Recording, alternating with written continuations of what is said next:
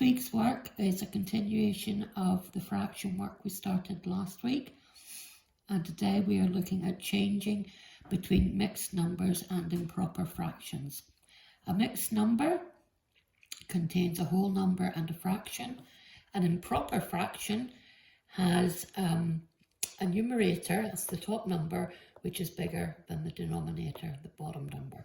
So the top number is bigger. So let's look at this example. Here we've got 3 bricks. I've divided them in half, and you can see that 2.5 bricks is the same as 1, 2, 3, 4, 5 halves. And the mathematical way of doing that is to say, you take the number of whole bricks, so that's 2, multiply it by the fraction we're working with, which is the halves, and then add this one part back in. So that becomes 2 times 2, which is 4, plus 1, which is 5. So what we have here is we have 5 halves. In this example, we're working with thirds. Here we've got 3 whole ones and 1/3 left over. You can see each whole one is divided into 3, and you could count up 1, 2, 3, 4, 5, 6, 7, 8, 9, 10 thirds. However, the mathematical way to do it is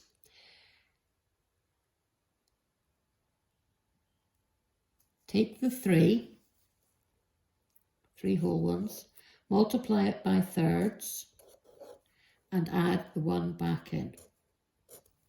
3 times 3 is 9, plus 1 is 10. So what we have is 10 thirds. In the final example, we have 1 whole one, which we multiply by 5 to give us the number of fifths we have in 1. We're then adding in the 4 fifths. So in total we have 5 plus 4, which is 9. So we have 9 fifths altogether. So the important part here is whatever fraction you're working in, whether it's halves, thirds, fifths, quarters, etc., you take your whole number and you multiply by that. Then you add in the other value here. Okay, so that's changing from mixed numbers to improper fractions.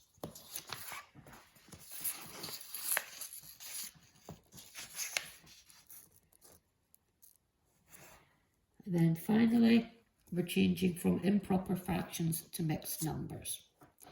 So what we do here, we've got 10 thirds, and we want to break this into groups of 3 because there are 3 thirds in each whole number. So it's 10 divided by 3 is 3 remainder 1. Okay, so we have 3 whole ones, and we have 1/3 left over. Our answer therefore is 3 1/3. In this example, 7 halves, we take the 7 and divide it into 2, and that gives you 3, and there's 1 left over. So that means we've got 3 whole ones, and we've got 1/2 left over. So our answer is 3 1/2. In this example, we have 11 quarters. So it's 11. We're going to divide that by 4.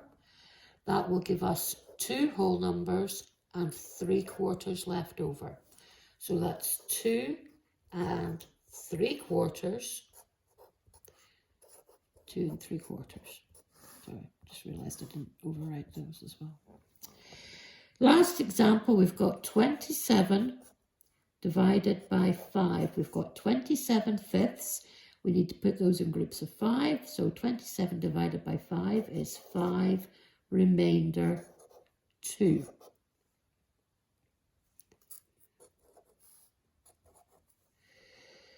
So that gives us 5 whole ones and then 2 fifths left over. So the answer is 5 2 fifths.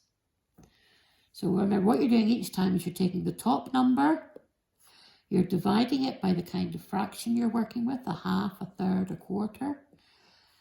Then that is in amount of whole numbers that you have in your final mixed number answer.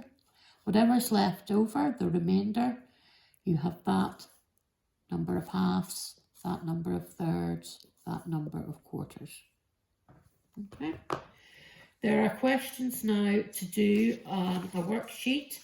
If you try those, you can submit your answers in the usual way. Email them to your class teacher, please, and keep a lookout for the quiz on Thursday. Okay, thank you.